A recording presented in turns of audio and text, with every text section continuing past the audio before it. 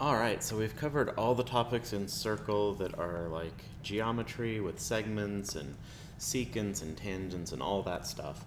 The last thing that we need to do is talk about the algebraic side of circles, which is how do we write an equation that forms a circle. So I want to start off here with a graph. And thinking about the way a circle looks, obviously I'm not going to be able to draw a very good circle here, but say I had a circle about like that. We know first of all, we know that it's not a function, or y is not a function of x, because it doesn't pass the vertical line test. So as far as things that we did in algebra, like lines, parabolas, and exponential functions, this one would not fit into that category of function, things that are y as a function of x. In order to do that, we would need to basically split the circle in half and think about just the top half or the bottom half separately in order to make it two kind of half functions that together form a circle.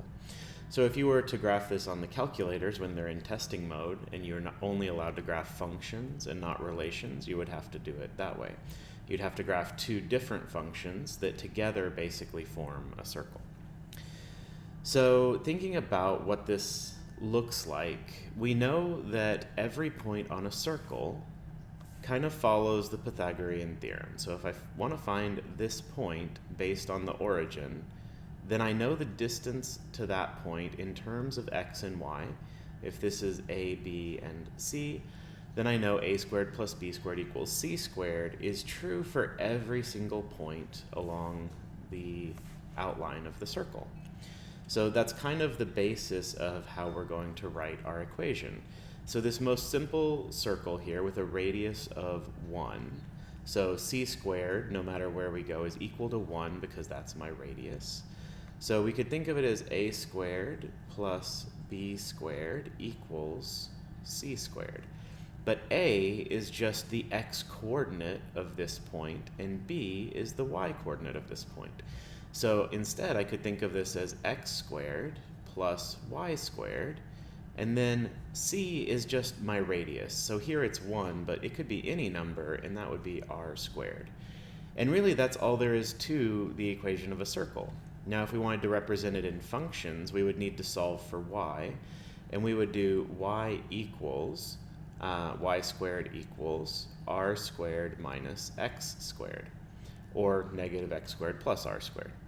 And then, in order to graph it, we would graph plus and minus. So two different graphs, the square root of r squared minus x squared, or negative x squared plus r squared, same thing. So in order to graph it on the calculator, we would graph it twice. Once as the plus version and once as the minus version.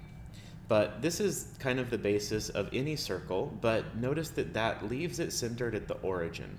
So if we want to move the circle somewhere else, like over here, we would need a way to transform it, to translate it over to here.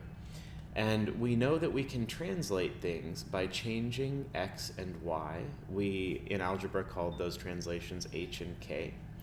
So if I want to move the circle over to here, then I'm going to rewrite my thing as x minus h squared, where h is going to be my horizontal translation.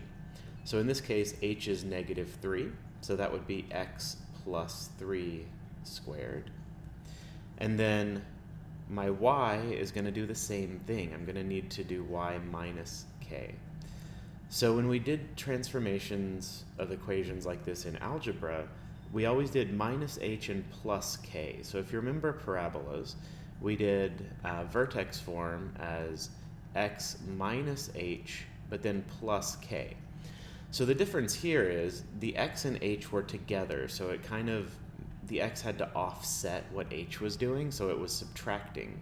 And here, y and k are also together, so the sign gets reversed there as well.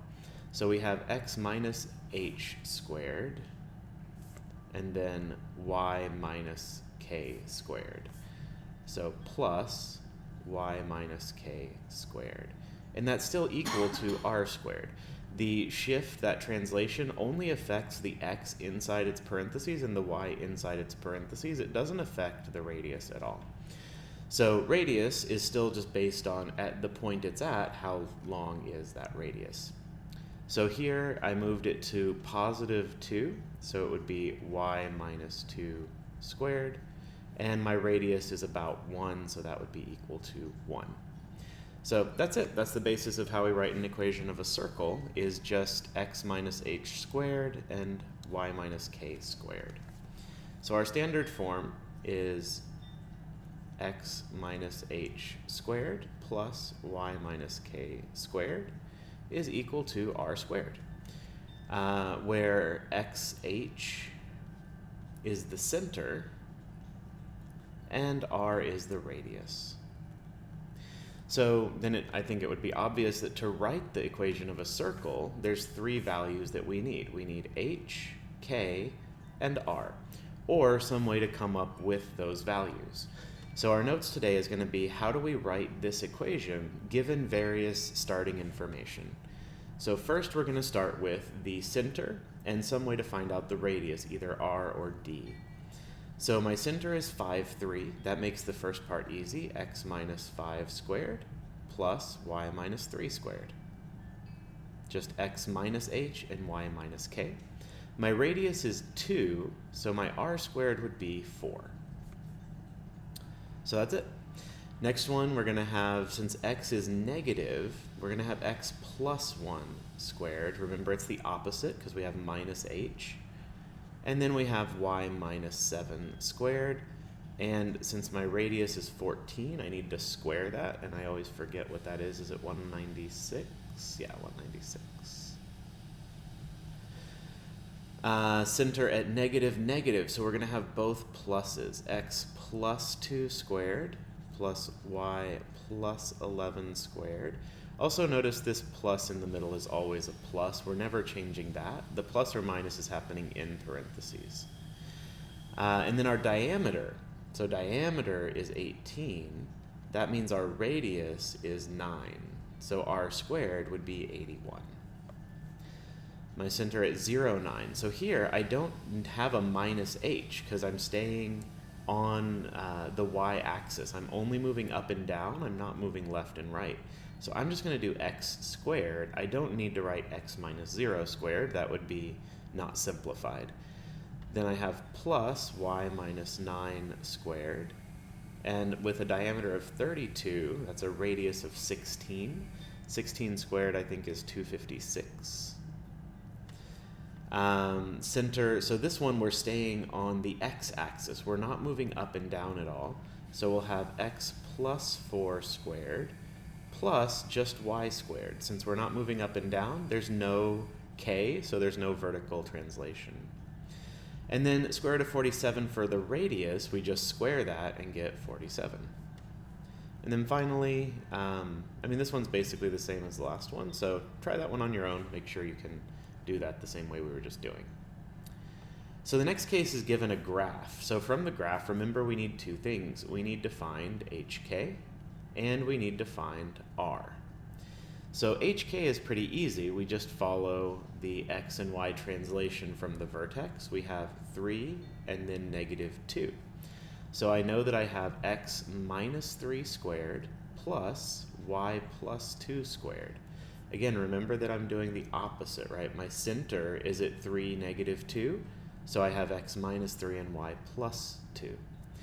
Now the radius is going to be easiest to find if you follow straight grid lines instead of going at a diagonal like I drew here. So if we just go straight up from our center to this point right here, we go 1, 2, 3, 4, 5 units. So r squared is 25.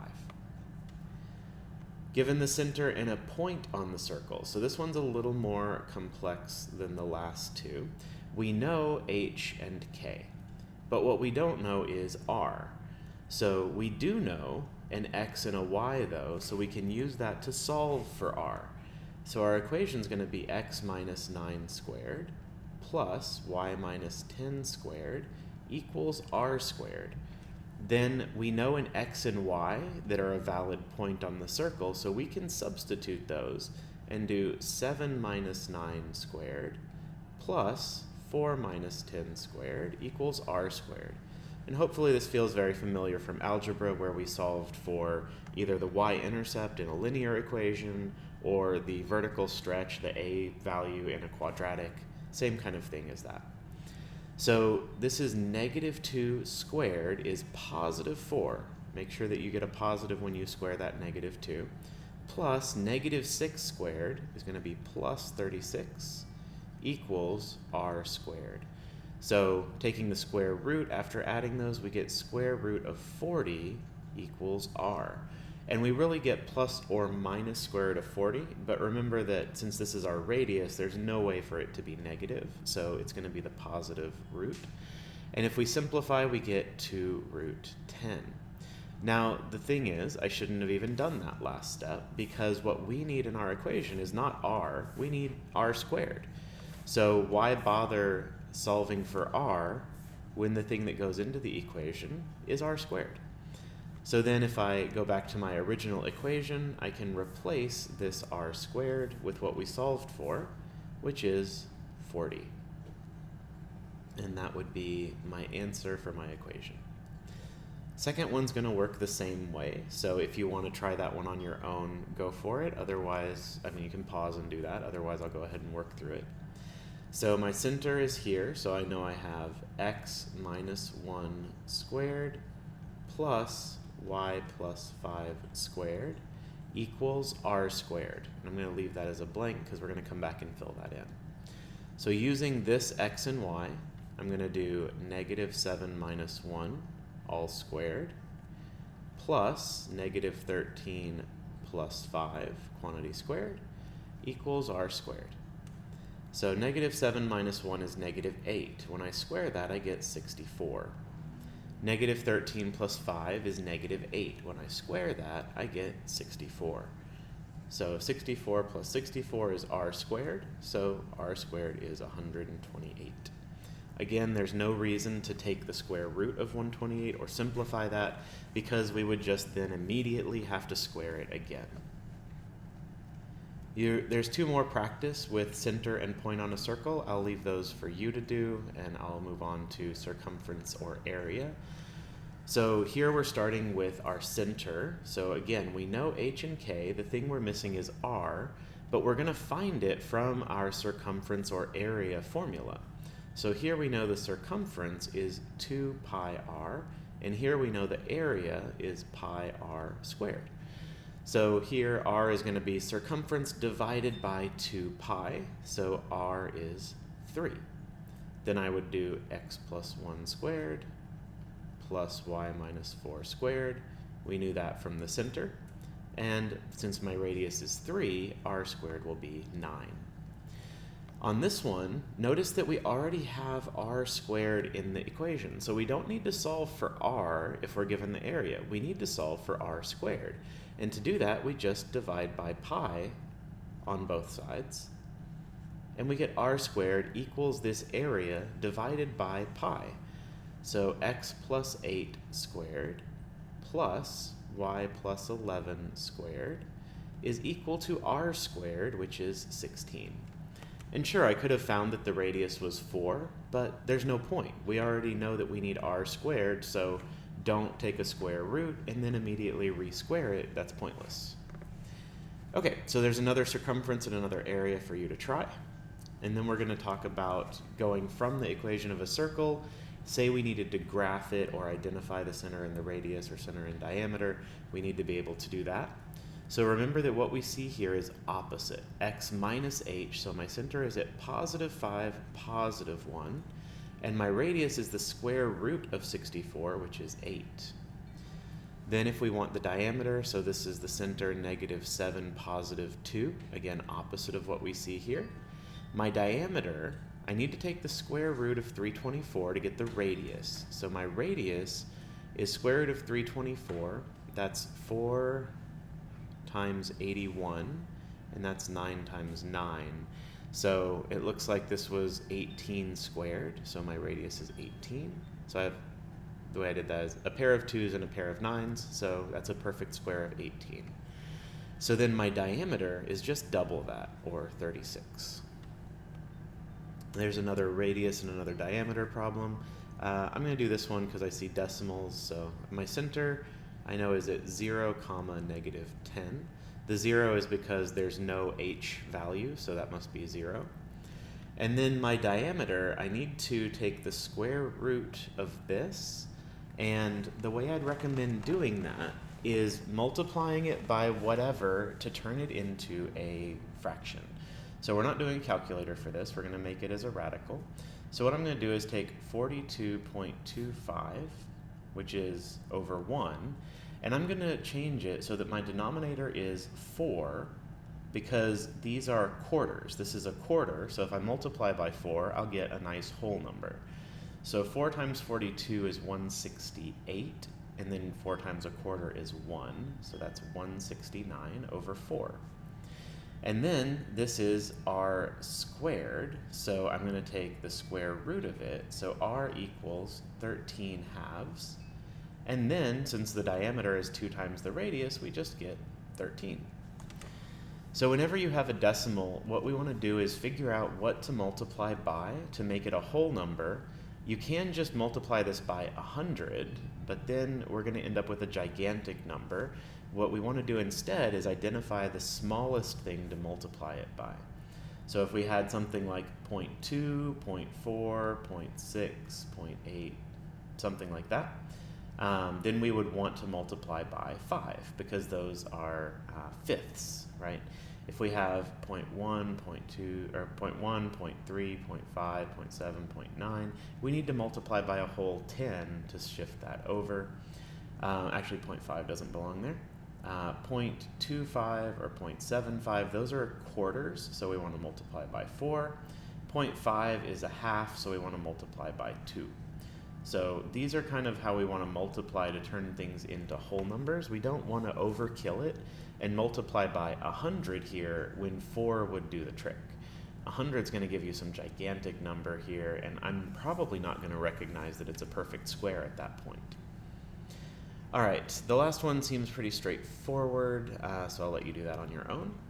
And there's a challenge. If you want to pause and try that one, go for it. I'm willing to give it a shot here, so let's, if you're ready to go through it. I know that I need h, k, and r. So the way I can find hk given the endpoints of a diameter is I know that the center of the circle is the midpoint of every diameter. So if I'm going from negative 14 to negative 10, then h is negative 12, halfway between those. If I'm going from 1 to 9, then k is 5, because it's halfway between 1 and 9. So I know h and k now. Then I just need the radius. There's a couple of ways I could go about finding it. I already know, given either of these points and the center, I can write the equation. We did that up above. But also, I could think of it as half of this length. So if this is the length of my diameter, the radius must be half of it. So thinking about my distance formula here, this is 4, so 4 squared, plus this is 8 squared. So that's the square root of 16 plus 64, or the square root of 80.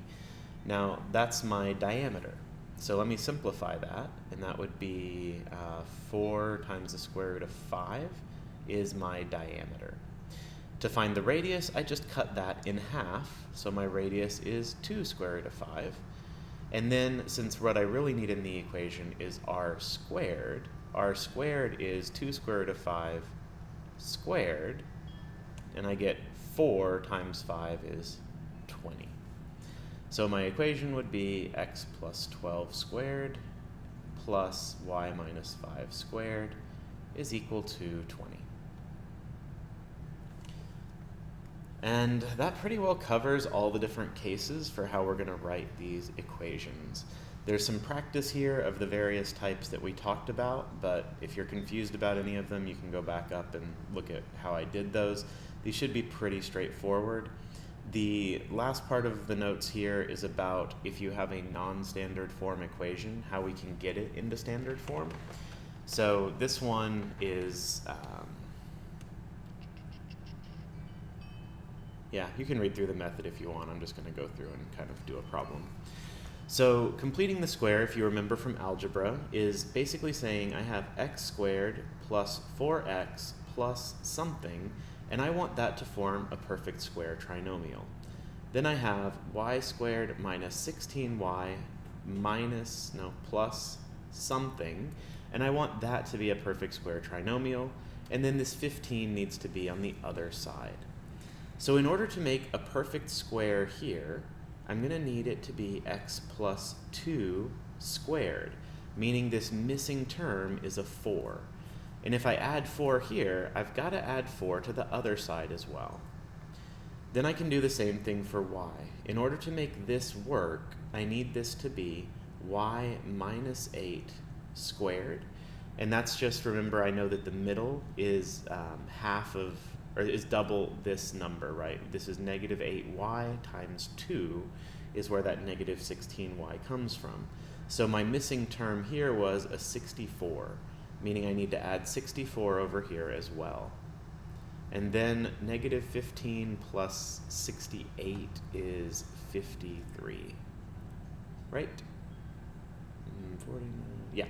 So that's how we get to that equation, is rearrange the x's together, the y's together, and the constants on the right side, because those are going to go into the radius, and then find the two missing pieces to make perfect squares out of those trinomials. I'll do this other one as well. So we have x squared minus 8x plus blank. That's our first trinomial. Plus y squared minus 26y plus blank. And that's all equal to 40 because we add that 40 to the other side. So here my missing thing is going to be a 16 because I need x minus 4 squared in order to make that work. And then here I need a 169 because I need x minus 13 squared. So since I added 16 and 169, I have to make sure to do that over here as well. So that's 56, 225. So we ended up with a center of 413 and a radius of 15. 15 squared is 225, I think. Yeah, so if you have a non-standard form, no big deal. We just find out what basically adjust the radius, right? So we are adding in something to the center to make it right, and then we adjust the radius to compensate. What else? Yeah, so that's practice on completing the square, and that's it. So try these out. Make sure you try some of all of them. There's a bunch of different kinds of problems. So you can't be sure which ones of these are going to show up on the quiz or the test. So try out some of all of them, including these completing the square. If you don't remember perfect square trinomial patterns, definitely practice these so that you can kind of refamiliarize yourself with how those work. So perfect square is where we have a plus b is squared is equal to a squared plus 2ab plus b squared. And if that b is negative, then 2ab would be negative as well. So yeah, try them out and you can do it.